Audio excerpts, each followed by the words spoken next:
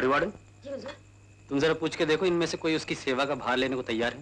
सरकार, भला इनमें से कौन रहना चाहेगी उस बुढ़िया के साथ? मैं तैयार हूँ।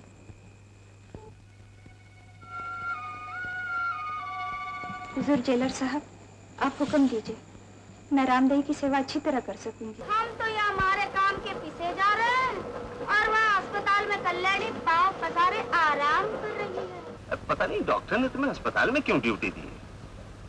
तपेदिक के मरीज की सेवा करना तुम्हारे लिए खतरनाक है। जी, ये ड्यूटी मैंने अपनी मर्जी से ली। कल्याणी, सुनो। कहिए। जब तुम काम में मशगूल होती हो तो बहुत ही सुंदर लगती हो। एक कन्फर्म क्रिमिनल के साथ रोमांस? छी! अरे भाई, तुम लिखे पढ़े हो, एक डॉक्टर हो, अच्छी खासी सरकारी नौकरी करते हो, खानदान की इज्जत आबरू भी तो कोई चीज है। अरे बंधु, इसे कहते हैं लव, यानी कि प्रेम। बड़े शर्म की बात है, हमारे डॉक्टर और वो है ना सी क्लास कैदी, क्या नाम है उसका, हाँ हाँ कल्याणी, मरीज देखने का तो एक बहाना होता है सर, घंटों दोनों इकट्ठे बैठे बैठे। कल्याणी, मुझे तुम्हारे बीते दिनों से नहीं, तुम्हारे आज से मतलब है। अगर आज भी तुम मेरे मन की आवाज नहीं सुन सकती तो मैं इंतजार करूंगा। नहीं, ऐसा नहीं होगा, मुझे माफ कर दीजिए। हुजूर, कल्याणी ने ये कॉपी आपके पास भेजी है।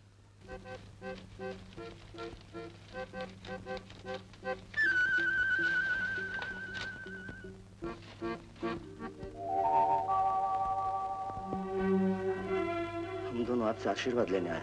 मेरी राय है कि कल्याणी की शादी विकास के साथ हो जानी चाहिए। हमारे बारे में आपने कुछ सोचा? हाँ बेटा, मैंने कल्याणी को तुम्हें सौंप देने का निश्चय कर लिया है।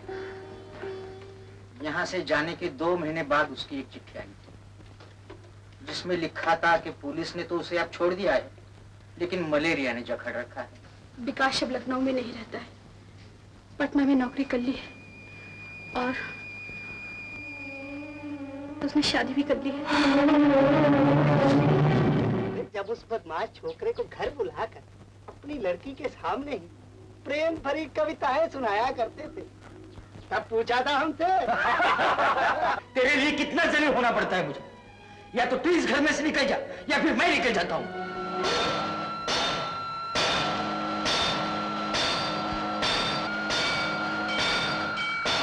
आज शाम को जब मैं उसके पास बैठा था, वो बिल्कुल ठीक ठाक थी।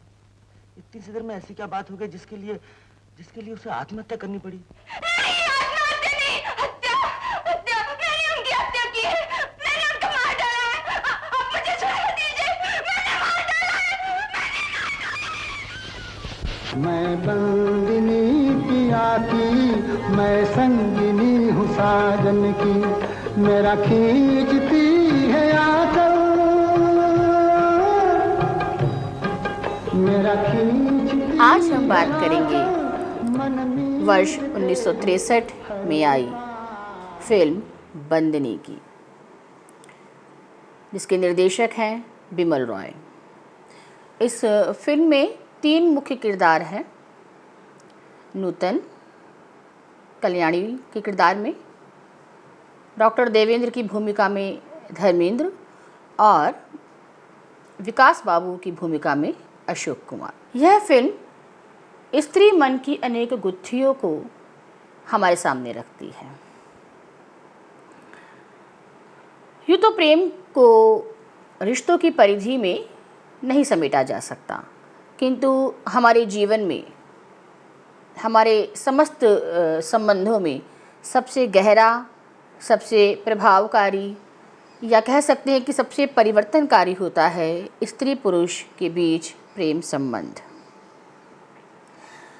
इस रिश्ते का अर्थ है कि अब आपके लिए कोई आपसे भी ज़्यादा महत्वपूर्ण है और आप उसकी पसंद नापसंद का ख्याल रखने लगते हैं, उसकी इच्छा के अनुसार, उसकी खुशी के अनुसार खुद को ढाल लेने लगते हैं। ये सब स्वतः होता है अगर प्रेम है तो।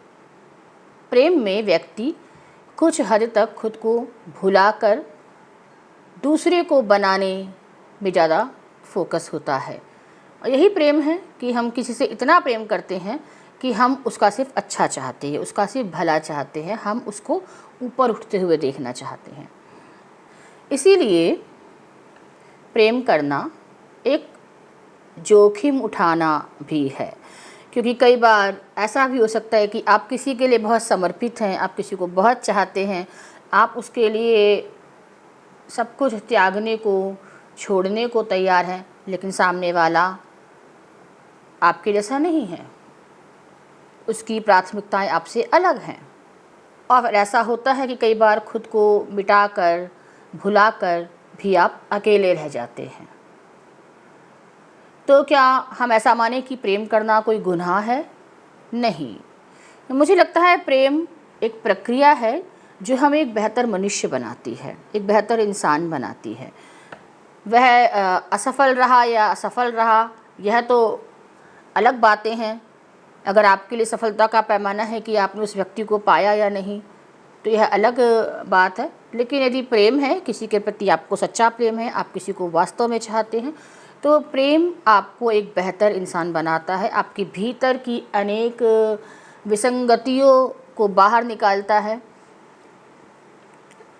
और आप यदि सफल है तब भी, यदि आप जिसको चाहते हैं वो आपको मिला तब भी, और नहीं मिला तब भी, प्रेम आपको ज़िंदगी के कई नए पहलुओं से परिचित करवाता है, आपको जीवन का एक नया दृष्टिकोण देता है और आपके व्यक्तित्व को मांझता है। और यह यात्रा, यह जो परिवर्तन की यात्रा है, आत्म परिवर्तन की, यह आसान नहीं होती है, पीड़ादायी होती है। यदि आप इस यात्रा से निकल गए तो ऐसा लगता है कि आपका पुनर्जन्म हुआ है, आप एक बेहतर इंसान बनकर सामने आते हैं। हमारे हिंदी सिनेमा जगत में ऐसी अनेक फिल्में हमको देखने को मिलती हैं जहाँ पर प्रेम जो है वह मुकम्मल नहीं हो सका, नायक नायिका मिल नहीं सके। और उनमें से ज़्यादातर फिल्में हमें ऐसी दिखती है जहाँ पे असफल प्रेम जब हुआ है तो नायक जो है वो बिखर गया है, वो टूट गया है, वह नशा कर रहा है, वह क्रोधित है, वह बदले की भावना से भड़का हुआ है, आदि आदि। देवदास से लेके कबीर सिंह तक हम ऐसी अनेक फिल्मों को देख सकते हैं जहाँ पे हम देखते हैं कि जब नायक को उसका मनचाहा प्यार नहीं मिला तो वह आत्मपलायन की स्थिति में चला गया कहीं, तो कहीं वह बदले की भावना में चला गया। हमने उन्हें उभरते हुए बहुत कम देखा, नायकों को गाइड में हमने ज़रूर देखा, लेकिन हमने अपनी नायिकाओं को हिंदी फिल्मों में इतना स्पेस अक्सर नहीं दिया कि यदि किसी स्त्री को नकार दिया जाए प्रेम में, यदि किसी स्त्री को प्रेम में धोखा मिले, यदि किसी स्त्री को प्रेम में छल मिले, तो उसकी मनोदशा क्या होती है। हमने अक्सर देखा कि वह पारो बनकर किसी और से ब्याह करके चली गई है ना, या वो इंतज़ार कर रही है। तो कहीं ना कहीं हमारे सिनेमा जगत ने प्रेम में छोड़ दी गई नायिकाओं को या प्रेम में धोखा खाई गई नायिकाओं के चरित्र को बहुत ज़्यादा विस्तार नहीं दिया। किंतु वर्ष 1963 में आई एक फिल्म है बंदिनी, जिसमें हमें स्त्री मन की वह स्थिति दिखती है, क्योंकि अंत में हम सब मनुष्य पहले हैं और किसी अपने से धोखा खाने का, छल खाने का और किसी अपने से धोखा मिलने का, छल मिलने का प्रभाव हम पर समान रूप से होता है, स्त्री हो या पुरुष। हम भले यह उम्मीद करते हैं कि स्त्री है सह लेगी, क्योंकि हम कहीं ना कहीं यदि स्त्री अधूरे प्रेम के विलाप को करती घूमेगी तब भी समाज उसको ही जज करेगा। नायकों को हमने, पुरुषों को हमने यह छूट दी है कि वो अपने टूटे हुए दिल का, अपने ब्रेकअप का खुलकर डंका बजा सकते हैं, खुलकर रो सकते हैं कि यार मुझे तो धोखा मिल गया। और उसके दोस्त भी जो है साथ में ब्रेकअप पार्टी कर सकते हैं, शराब पीना वहाँ पे जायज़ माना जा सकता है। लेकिन स्त्री को हमने यह स्पेस अधिकांशतः नहीं दिया कि यदि उसको जीवन में किसी से छल मिला है, किसी से धोखा मिला है, तो वह उसकी अभिव्यक्ति सार्वजनिक रूप से कर सकती है या नहीं। उसको तो आगे ही बढ़ना होता है, किसी और से ब्याह करके आगे बढ़ जाना होता है। लेकिन 1963 में आई फिल्म बंदिनी में कल्याणी का जो किरदार है वह एक ऐसी स्त्री का है जो अपने जीवन को, अपने समस्त जीवन को उस एहसास पर आश्रित कर देती है जो उसने पहले प्रेम के रूप में महसूस किया था। इस फिल्म की जो पृष्ठभूमि है वह है 1934 ईसा का भारत, जब आज़ादी का जो संघर्ष था वो अपने चरम पर था। फिल्म की कहानी जेल से होती है। यानी हमारी जो नायिका है कल्याणी, वो जेल में बंद है, उम्र कैद की सज़ा काट रही है और जेल के रोगियों को देखने डॉक्टर देवेंद्र आते हैं हर महीने। उन्हें पता चलता है कि कोई एक मरीज है, कोई एक महिला है, महिला कैदी, उसको टीबी हुआ है और यह वह समय था जब टीबी को छूत का रोग माना जाता था। उनके पास कोई नहीं आता था, घर वाले भी उनसे अपने आप को दूर कर लेते थे। तो डॉक्टर जो देवेंद्र हैं वो कहते हैं कि हमें इनकी सेवा के लिए कोई एक व्यक्ति चाहिए कि आप में से जो भी महिला कैदी हैं उनमें से कोई एक आगे आए और वो जिम्मेदारी ले कि वो इनकी जो है देखभाल कर सकेंगे। सारे कैदी पीछे हट जाते हैं, लेकिन जो कल्याणी है वो सामने आती है और कहती कि मैं इनकी देखभाल करूँगी। डॉक्टर देवेंद्र को और जो जेलर साहब है उनको थोड़ा आश्चर्य होता है, क्योंकि कल्याणी जो है वो युवा ही है। उनको लगता है कि इसको क्या है, इसकी तो अभी उम्र भी बहुत कम है, ये क्यों इतना बड़ा जोखिम उठाने को तैयार है। इस पर कल्याणी कहती है कि यहाँ पर जितनी भी जो महिला कैदी हैं उनका बाहर कोई है जो उनका इंतज़ार कर रहा है, लेकिन मेरा कोई नहीं है, नाम लेने के लिए भी नहीं है। कल्याणी की यह जो स्वीकारोक्ति है, यह उसके जो जीवन की वेदना है या उसकी जो एक आत्महीनता है, वो सब बिल्कुल उजागर कर देती है। कहीं ना कहीं ऐसा लगता है कि वो जेल में ही रहना चाहती है, वो आज़ाद होना ही नहीं चाहती। बहरहाल डॉक्टर देवेंद्र उसको जो है बीमार मरीज की सेवा की जिम्मेदारी सौंपते हैं और कल्याणी बहुत सेवा भाव से उनका ख्याल रखती है और देखते ही देखते वो मरीज जो है वो ठीक हो जाती है। कल्याणी का यह व्यवहार देखकर डॉक्टर देवेंद्र उसके प्रति आकर्षित होने लगते हैं। पढ़े लिखे इंसान हैं, उनको लगता है कि कितनी अच्छी महिला है और यह अपने शायद उसकी जो पीड़ा है कि वह स्वयं से प्रेम नहीं कर पा रही, तो डॉक्टर देवेंद्र को कल्याणी के प्रति एक आकर्षण होता है और वो कल्याणी से अपने मन की बात कहना भी चाहते हैं। जेल में भी कई लोगों को उसका एहसास हो जाता है कि डॉक्टर देवेंद्र जो है वो कल्याणी के प्रति आकर्षित हैं। कई जो महिला कैदी हैं वो कल्याणी से थोड़ी ईर्ष्या भी रखने लगते हैं कि देखो इसकी किस्मत देखो। ऐसे में जेलर साहब जो हैं वो डॉक्टर देवेंद्र से पूछते हैं कि भाई आपका क्या इरादा है, क्या आप सच में इसके प्रति गंभीर हैं, क्योंकि यह तो एक अपराधी है जो उम्र कैद की सज़ा काट रही है और इसने जो है किसी की हत्या की थी। एक बात पूछूं? जी कहिए। कल्याणी से तुम सचमुच प्यार करते हो या सिर्फ मोह सा हो गया है? जी मोह नहीं, मैं कल्याणी से सचमुच प्यार करता हूँ। ये जानते हुए भी क्यों खून के जुर्म में सजा काट रही है? जी हाँ, लेकिन अब ये सब बातें एकदम बेकार हैं। कल्याणी ने मुझे अपनाने से साफ साफ इनकार कर दिया। क्यों? कुछ बताया नहीं। लेकिन डॉक्टर देवेंद्र को ऐसा लगता है कि जितने दिन से मैं इसे देख रहा हूँ, मुझे ऐसा लगता है कि यह आदतन अपराधी नहीं है। इसने जो भी अपराध किया है वो किसी परिस्थिति में फंस के किया है, किसी मजबूरी में किया है। इसने जानबूझ के किसी के साथ बुरा नहीं किया होगा। और मैं ऐसा मानता हूँ, कहीं ना कहीं वो सुधारवादी हैं, कहते हैं मैं ऐसा मानता हूँ कि व्यक्ति को जीवन में एक मौका मिलना चाहिए। जेलर साहब भी डॉक्टर देवेंद्र की इस बात से सहमत होते हैं, क्योंकि वो भी इतने दिनों में कल्याणी का व्यवहार देखते हैं कि बहुत अच्छा व्यवहार है सभी के प्रति। उनको भी कहीं ना कहीं लगता है कि यह अच्छे इंसान हैं और उनको लगता है कि हम कल्याणी की जो सजा है उसको कम कर सकते हैं। जेलर साहब कल्याणी को डॉक्टर देवेंद्र के मन की बात बताते हैं और कहते हैं कि वो तुमसे विवाह करना चाहते हैं, तुम क्यों मना कर रही हो? रिहा होकर जाऊंगी कहाँ? जेल के बाहर मेरे लिए कहीं कोई आसरा नहीं। लेकिन मुझे अच्छी तरह पता है कि एक आदमी तुम्हें बाइज्जत आसरा देना चाहता था, पर तुमने इनकार किया। मैं डॉक्टर की बात कह रहा हूं। मैं उसे बहुत दिनों से जानता हूं। वो नेक असूलों पर चलने वाला बहुत ही नेक आदमी है। मैं भी उन पर बहुत श्रद्धा करती हूँ। उनकी भलाई के लिए मैं उनके प्यार को अपना न सकी। मैं नहीं चाहती थी मेरे बीते दिनों के कारण उनके सुंदर निष्पाप जीवन पर कोई कलंक लगे। क्या है वो तुम्हारे बीते दिन जो आज तक तुम्हें डरा रहे हैं, तुम्हारी आइंदा जिंदगी को अंधेरे में ढकेलते चले जा रहे हैं?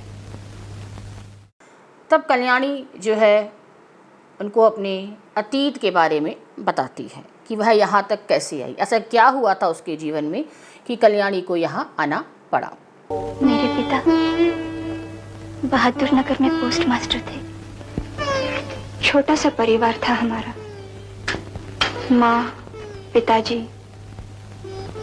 मेरे भैया और मैं। और यहाँ से जो कहानी है वो पीछे पहुँच जाती है। वह समय आता है जब कल्याणी जो है अपने पिता के साथ रह रही है। वो बताती है कि उनका एक भाई भी था जो समाज की बहुत सेवा करता था। तो कहीं ना कहीं अच्छे परिवार की, पढ़े लिखे परिवार की लड़की है और उसका जो भाई था वो समाज कार्य बहुत करता था। और एक दिन बाढ़ आई जिसमें वह नदी में बह गया। लोगों की सहायता करते करते वो भी बह गया। माँ मेरे बचपन में ही गुजर गई। माँ का लाड़ प्यार मुझे अपने बड़े भाई से मिला। भैया का मेरे जीवन पर बहुत गहरा असर पड़ा। उन्होंने गांव में एक छोटा सा दल जमा रखा था जिसका काम था गरीब दुखियों की मदद करना, सेवा करना। इसी काम के लिए उन्हें बहुत बार कई कई दिन बाहर बिताने पड़ते थे, लेकिन पिताजी ने उन्हें कभी रोका नहीं, कभी टोका नहीं। उन्हें तो मेरे भैया पर नाज था। एक बार हमारे गांव से कुछ 10 मील दूर बरसात से नदी में बाढ़ आ गई। भैया फौरन अपनी टोली लेकर वहां पहुंचे और फिर कभी नहीं लौटे। अब कल्याणी अपने पिता के साथ अकेली संतान बची और कल्याणी बहुत पढ़ी लिखी लड़की है, बहुत संस्कारी, गृह कार्य दक्ष, सब काम उसे आते हैं। घर का काम करती है, किताबें पढ़ती है, कविताएं पढ़ती है। बहुत अच्छे संस्कारों वाली एक सुशील और बौद्धिक लड़की है। तभी उसके जो है जीवन में एक व्यक्ति आता है, विकास बाबू। अशोक कुमार का किरदार है यह। और जो विकास बाबू हैं इन्हें नज़रबंद करके रखा गया। ये क्रांतिकारी हैं जो ब्रिटिश सरकार के खिलाफ आंदोलन कर रहे हैं। तो इन्हें नज़रबंद करके कल्याणी के ही गांव में रखा गया है और उनको केवल इतनी छूट है कि वो जो सरकारी नौकरी वाले हैं, जो सरकार के नौकर हैं, उनसे बातचीत कर सकते हैं, बाकी लोगों से वो मिल नहीं सकते। इसी क्रम में जो विकास बाबू हैं उनका कल्याणी के पिता से मिलना जुलना होता है क्योंकि वो सरकारी नौकरी में हैं। और धीरे धीरे कल्याणी के साथ भी उनकी जो है आत्मीयता बढ़ने लगती है। कल्याणी तो वैसे भी अकेली थी।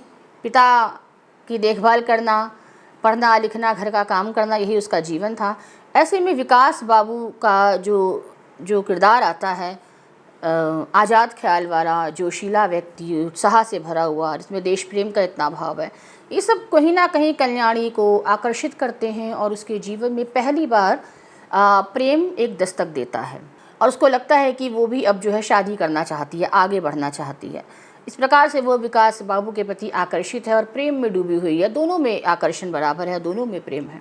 कुछ परिस्थितियाँ ऐसी बनती हैं कि गांव वालों के सामने भी ये बात आ जाती है कि ये दोनों एक दूसरे के करीब हैं और ऐसे में कल्याणी के पिता जो हैं निर्णय लेते हैं कि ओके, वो विकास बाबू से अपनी बेटी का विवाह करेंगे। हालांकि पहले वो थोड़ा पीछे हट रहे थे क्योंकि विकास बाबू क्रांतिकारी थे, तो वो उनके काफ़ी अरमान थे कि उनकी बेटी का विवाह अच्छे घर में हो, किसी ऐसे व्यक्ति से ना हो जिसके पास नौकरी भी ना हो। लेकिन फिर वो मान जाते हैं और इस प्रकार जो विकास बाबू हैं वो गांव भर के सामने, समाज के सामने कल्याणी से वादा करते हैं कि वो आएंगे शहर से लौटकर और फिर विवाह करेंगे। अब जो विकास बाबू है वो गांव चले जाते हैं, लेकिन उसके बाद वो वापस कभी नहीं आते। कल्याणी उनका इंतजार करती रहती है। कल्याणी के पिता बीमार पड़ने लगते हैं क्योंकि पूरे गांव में जो है बेटी की बदनामी होने लगती है। लोग उनका मजाक बनाते हैं कि बड़े आए प्रेम विवाह करने वाले, क्रांतिकारी से विवाह कर रहे थे अपनी बेटी का। कहीं ना कहीं इस प्रकार की अनेक बातें कल्याणी को सुनने को मिलती हैं और कल्याणी खुद भी बहुत अपमानित महसूस करती है। वो विकास बाबू को बार बार पत्र भेजती है लेकिन वो कभी भी उसके किसी भी पत्र का जवाब नहीं देते। कल्याणी के पिता भी विकास को, जो उन्होंने अपना पता दिया था शहर का, वहाँ पे अनेक पत्र भेजते हैं, पर विकास बाबू ना तो कल्याणी के पिता का ना ही कल्याणी के किसी भी पत्र का जवाब देते। एक प्रकार से पूरी तरह वो उपेक्षित कर देते हैं कि कल्याणी इस दुनिया में है भी या नहीं। कोई जवाब वो कल्याणी को और उसके पिता को नहीं भेजते। लेकिन इधर समाज जो है उसमें कल्याणी के पिता की छवि खराब होने लगती है। ऐसे में कल्याणी निर्णय लेती है कि वो घर छोड़ के चली जाएगी और शहर जाके स्वयं पता करेगी कि विकास बाबू है कहाँ। लेकिन इसी बीच जो कल्याणी की एक सहेली है, जो इन दोनों की एक कॉमन फ्रेंड है, वो कल्याणी को बताती है कि विकास बाबू अब कभी नहीं आएंगे, उन्होंने विवाह कर लिया है। किससे विवाह किया है, क्यों किया है, ये सब उनको नहीं पता, पर उनको यह पता है कि विकास बाबू ने शहर में किसी महिला से विवाह कर लिया है। यह सुनकर कल्याणी को बहुत गहरा आघात लगता है कि जीवन का इतना बड़ा निर्णय इन्होंने ले लिया और मुझे और मेरे पिता को बताया तक नहीं, और हम यहाँ उनका जो है इंतज़ार करते रहे, हम उन्हें पत्र भेजते रहे। अगर उन्हें जो भी करना था, अगर उन्हें शादी नहीं भी करनी थी, तब भी उन्हें एक बार कल्याणी को पत्र लिखकर जवाब तो देना चाहिए था, क्योंकि कल्याणी एक तरफा उनको जो है पत्र भेजती रही, कल्याणी के पिता पत्र भेजते रहे, क्योंकि वो प्रेम करती थी, वो विश्वास करती थी। लेकिन विकास बाबू ने किसी और से जो है विवाह कर लिया, और विकास बाबू यहाँ पर इतने स्वार्थी हमें दिखाई देते हैं कि वो विवाह के बाद भी, आप कह सकते हैं स्वार्थी कह सकते हैं, या उनमें इतना साहस नहीं है कि वो विवाह के बाद भी उनमें यह नहीं हुआ कि वह गांव आए और कल्याणी के पिता का सामना करे, कल्याणी का सामना करे और उन्हें सच बताएं कि आखिर उन्हें विवाह किया, क्यों किया। वो उन दोनों को एक प्रकार से पूरी तरह भूल जाते हैं और अपने जीवन में आगे बढ़ जाते हैं। यहाँ पर कल्याणी यह निर्णय लेती कि अब वो अपने पिता को इस प्रकार गाँव वालों के सामने मजाक बनते नहीं देख सकती, और वो गाँव छोड़कर शहर चली जाती है। एक अच्छे घर की लड़की है, लेकिन अब वो गांव छोड़कर शहर आ जाती है, अपनी सहेली के घर रहती है, और सहेली की मदद से उसको जो है एक अस्पताल में सफाई कर्मी का काम मिल जाता है। सोचिए कि कभी कभी व्यक्ति प्रेम में कितना कमज़ोर हो जाता है। आप किसी के साथ इतना जुड़े हुए हैं कि आप अपने आप को भूल गए। इसे हम ट्रॉमा बॉन्ड कहते हैं मनोविज्ञान में, कि ये ट्रॉमा बॉन्ड है। आप जानते हैं कि किसी व्यक्ति के साथ आपका संबंध अच्छा नहीं है, उसको आपकी परवाह भी नहीं है, लेकिन आप खुद को मिटा देने के लिए आतुर हैं। एक अच्छे घर की लड़की, एक पढ़ी लिखी लड़की गांव से निकलकर शहर में एक अस्पताल में सफाई का काम करने लगती है, क्योंकि कहीं ना कहीं विकास बाबू की इस उपेक्षा ने, इस व्यवहार ने कल्याणी के मन को यह महसूस करा दिया कि वो इसी लायक है। कई बार व्यक्ति को पता नहीं होता कि वह दूसरे के साथ जो व्यवहार कर रहा है, इसका दूसरे व्यक्ति पर क्या असर पड़ेगा। यदि विकास बाबू एक बार साहस के साथ कल्याणी के सामने जाते और सारी जो वस्तु स्थिति है उसे बताते, तो शायद ऐसा नहीं होता। पर कल्याणी का मनोबल टूट गया, क्योंकि प्रेम जो है वो आपको या तो उठा सकता है या ख़त्म कर सकता है। कल्याणी का यहाँ पर मनोबल टूट गया और उसको लगता है कि वह किसी लायक नहीं, पूरे गांव में उसकी बदनामी हो रही है, उसके पिता की बदनामी हो रही है, और जिससे वो प्रेम करती थी उसने किसी और से विवाह कर लिया है। ऐसे में वह यह जो उसके सामने परिस्थिति आई कि वो सफाई कर्मी है, इसको अपना भाग्य मानकर, अपने कर्मों का फल मानकर स्वीकार लेती है और अस्पताल में मरीजों के कपड़े वपड़े धोने का काम करने लगती है, झाड़ू पोछे का काम करने लगती है। कई समय के साथ वो इतनी ज़्यादा मानसिक रूप से टूट चुकी है कि वो इसको भी स्वीकार लेती कि अब यही मेरा जीवन है। इसलिए कभी भी किसी व्यक्ति से इतना प्रेम नहीं करना चाहिए कि आप अपने अस्तित्व को भूल जाएं, आप अपने आप को भूल जाएं। कई लोगों को मैं देखती हूँ कि वो किसी और के प्रेम में इतने व्याकुल है, इतने बेचैन हैं कि अगला उनको छोड़ के आगे बढ़ गया है, उनको भूल गया है, उन्हें कोई मतलब भी नहीं है कि आप एग्जिस्ट भी करते या नहीं, लेकिन आप उसकी खातिर खुद को मिटा देने के लिए आतुर हैं और आपको ऐसा लगता है कि अब यही मेरा भाग्य है, यही ईश्वर की मर्जी है, मुझे तो यही करना है, मैं और कर भी क्या सकती हूँ या और कर भी क्या सकता हूँ। और कल्याणी की जो मनोस्थिति है वो यही है।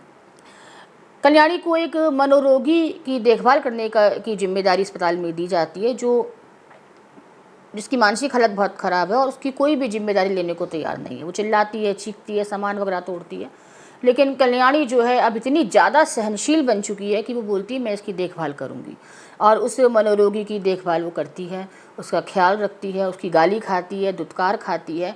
और आपको बहुत दुख होता है कल्याणी की यह स्थिति देखकर कि इसने अपनी क्या हालत बना ली है, और यह सब सिर्फ इसलिए कि वह एक व्यक्ति के प्रेम से जो उसे छल मिला है, जो धोखा मिला है, जो ट्रॉमा मिला है, उससे बाहर नहीं निकल पा रही।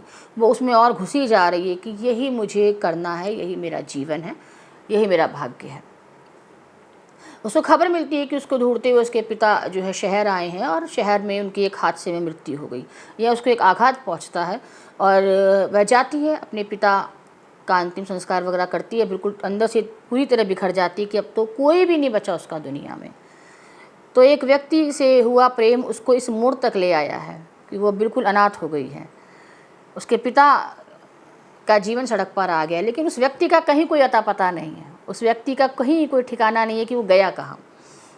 कल्याणी अस्पताल लौटती है और वो देखती है कि जो बीमार मरीज है उससे मिलने उसके जो है पति आए हुए हैं। तुम मुझसे दूर क्यों बैठे हो?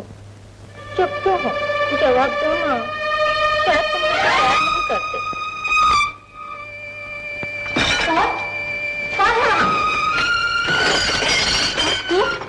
और यह एक बड़ा झटका उसको लगता है जब वो देखती है कि उस मानसिक रोगी का जो पति है वो विकास बाबू है।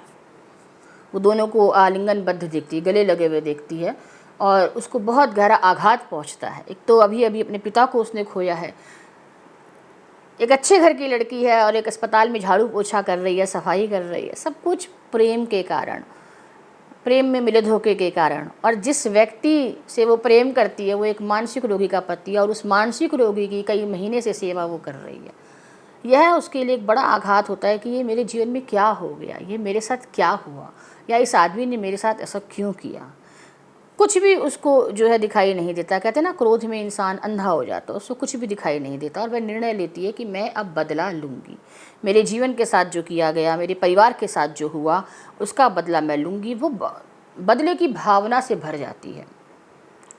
शायद उसकी सहन शक्ति यहाँ पर जवाब दे जाती है। हालांकि विकास बाबू कल्याणी को नहीं देख पाते, है ना, लेकिन कल्याणी के लिए यह बड़ा आघात होता है कि वो इतने दिनों से विकास बाबू की पत्नी की ही सेवा कर रही थी, गाली खा रही। कल्याणी क्या करती है कि जो महिला रोगी है उसकी चाय में जहर मिलाकर उसको दे देती है और वह रोगी मर जाती है।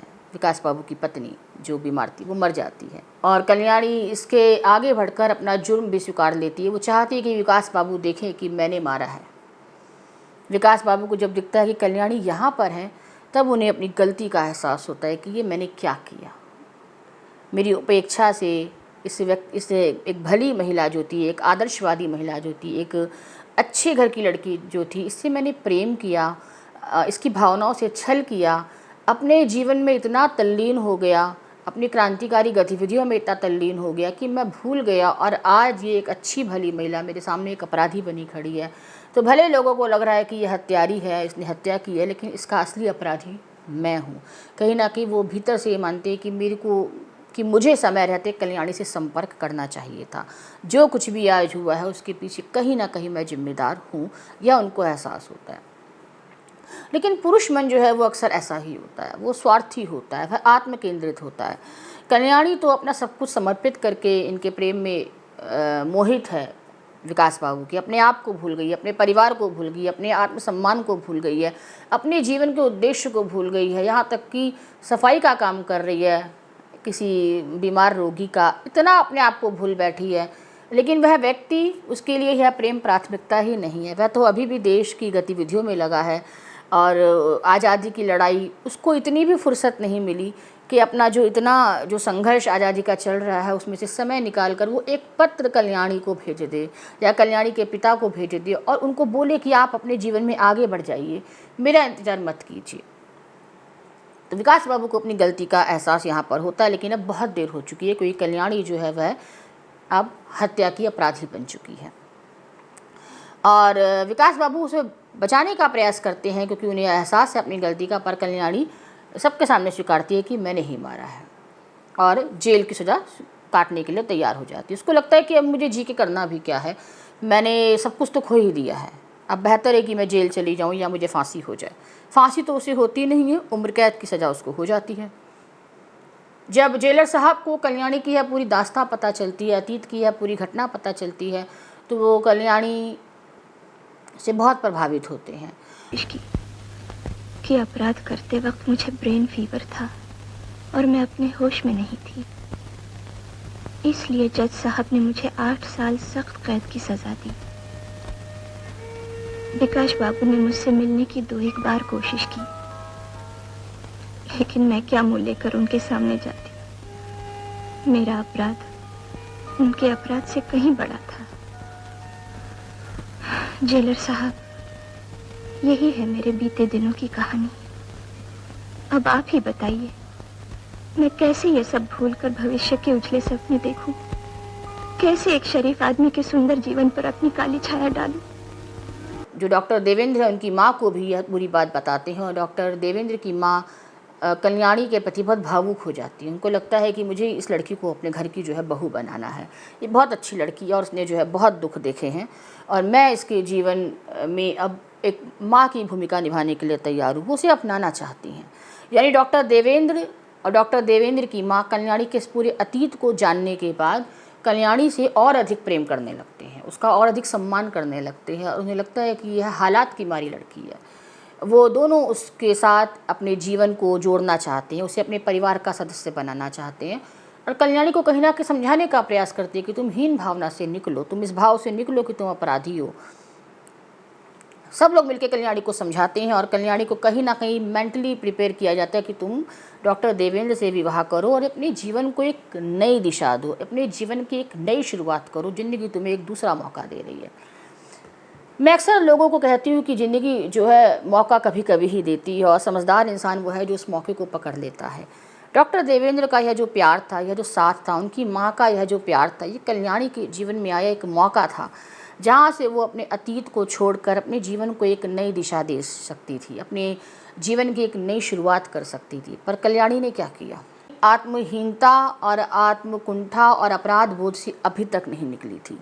हालांकि लोगों के समझाने के बाद वो चल पड़ी डॉक्टर देवेंद्र के साथ विवाह करने के लिए और संयोग से रेलवे स्टेशन के पास ही घाट भी था जिसमें से स्टीमर जाने वाला था।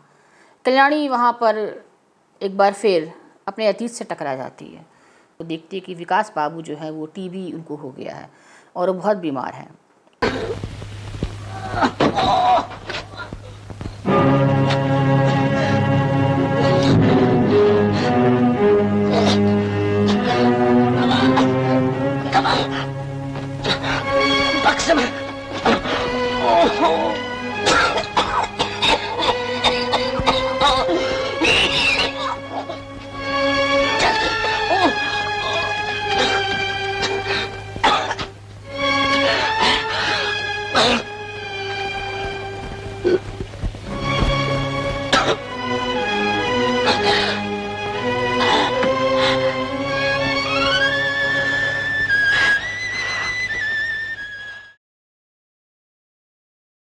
यह देख कल्याणी का जो है मन पिघल जाता है। उसको लगता है कि अरे ये तो बहुत बीमार है, मैंने छोड़ के नई ज़िंदगी की शुरुआत कैसे करूं।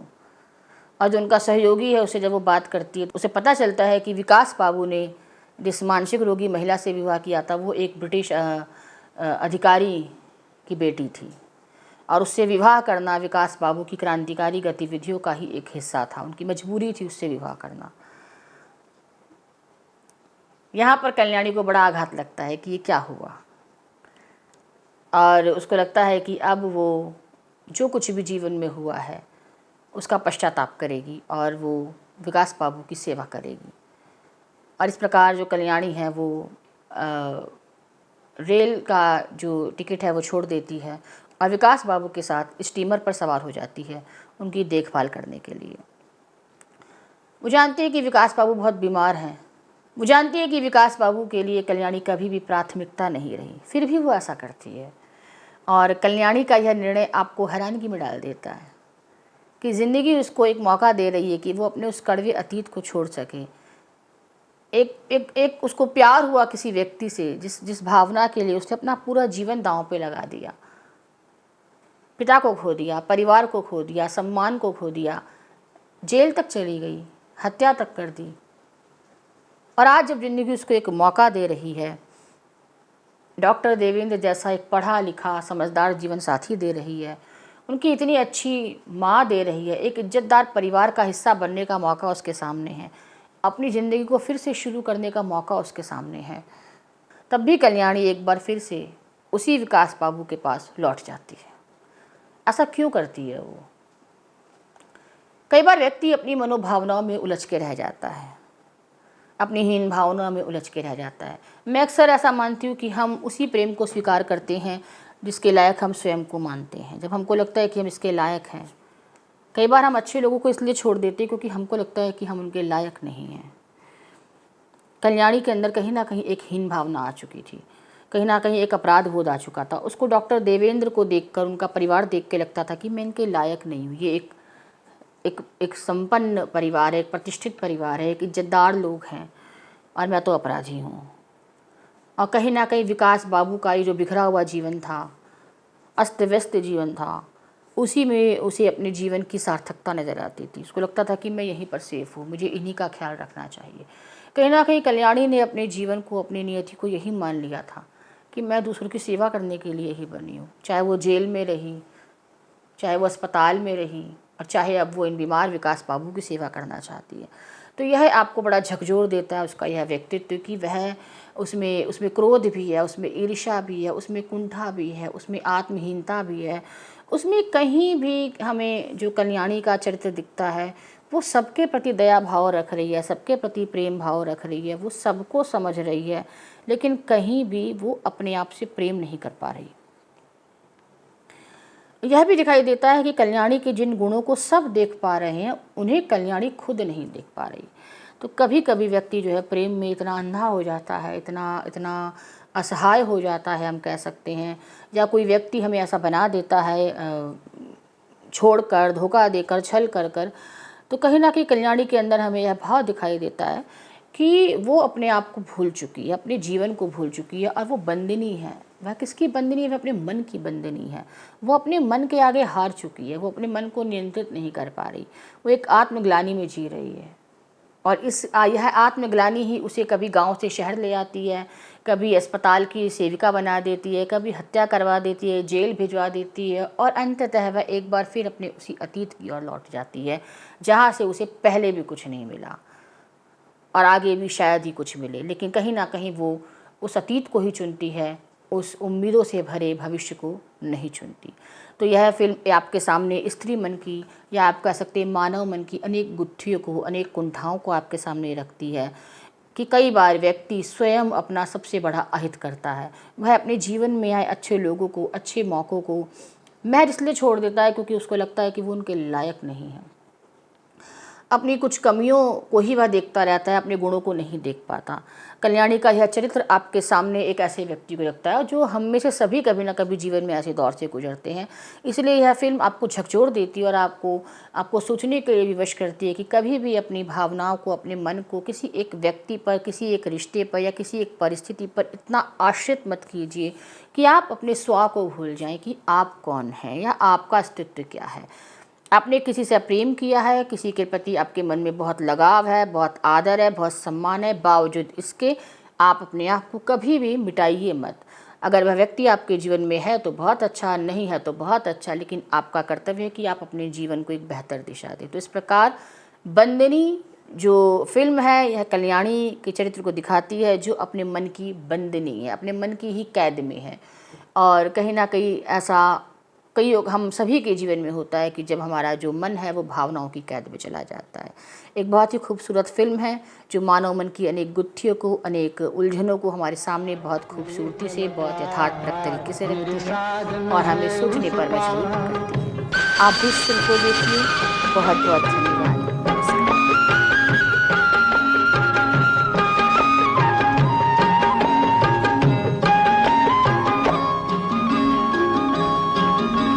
खेल जल जाएगी कहती है आग मेरे मन की, मत खेल मत खेल मत खेल जल जाएगी कहती है आग मेरे मन की। मैं बंदिनी पिया की, मैं संगिनी हूँ साजन की, मेरा खींचती है आंचल, मेरा खींचती है आंचल, मन मीत तेरी हर पुकार, मेरे साजन है उस पार पूरे माझी।